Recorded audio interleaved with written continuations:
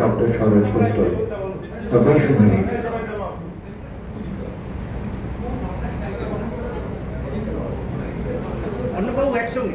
असतोमा सत्कमया तमसोमा ज्योतिर्गमया मृत्योर्मा मृत्युंगमया ओम शांति शांति शांति বরিষ্ঠ ধর্মের মাঝে শান্তির উপায়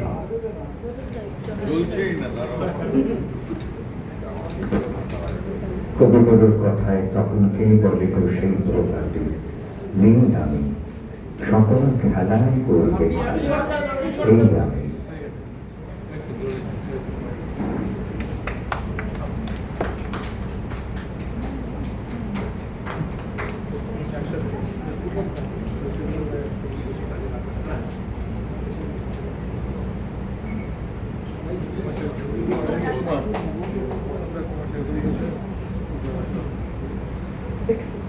সবাই একসাথে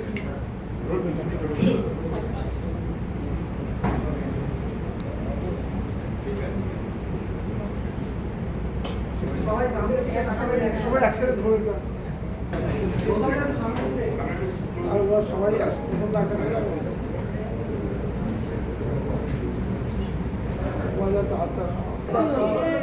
এখানে কোথায় পেছনে ওই দিকটা আরে কি হলো নাকি আরে এদিকটাতে আসো দিদি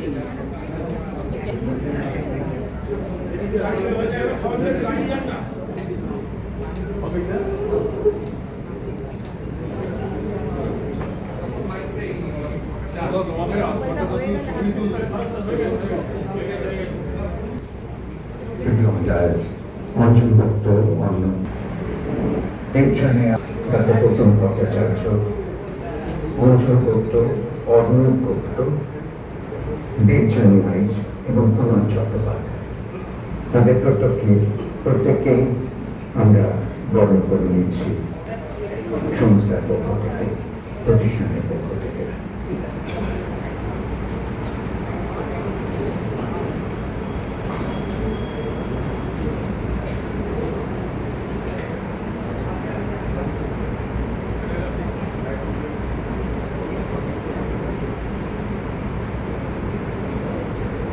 একে একে আমরা বরণ করে নিচ্ছি আমাদের অতিথিদের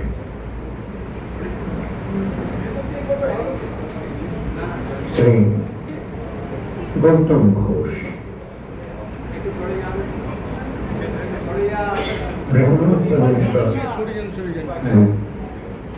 actor, director,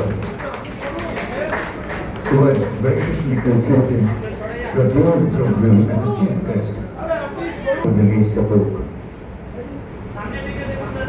আমাদের কাছে একটি গৌরবময় মুহূর্ত। সুব্রতম ঘোষ আন্তর্জাতিক খ্যাতি সম্পন্ন আমাদের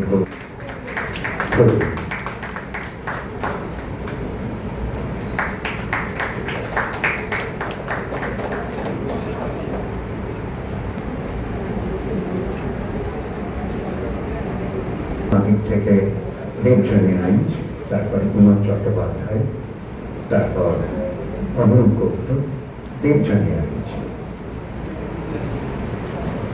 অর্ণব তুলে দিচ্ছি ডক্টর অর্ণব গুপ্ত, কুমার বাবু, কুমার চট্টোপাধ্যায়, দেবে আর মুখে মেলাবে নিজেকে গৌতমবাবু, মানে গৌতমবাবু কি দেবেন? ঠিক আছে, গৌতমবাবু থাকে কথা মনে পড়ে সেই শান্ত গৌতম বুদ্ধ।